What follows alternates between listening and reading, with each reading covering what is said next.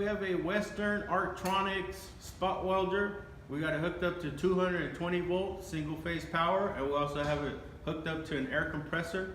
And so we're going to do a small weld and show you that it works.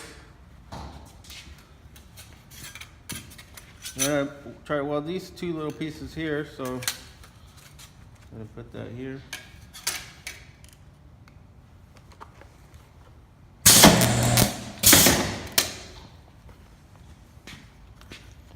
It's a little too strong of an arc, so we can adjust it down. We'll do it one more time here.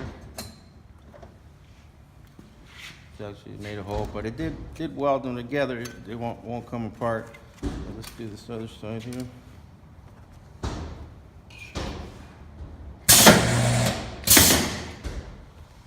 It's a little better right there. See, it welded that piece right there, so it doesn't come apart. That's a pretty good weld right there. That's about it.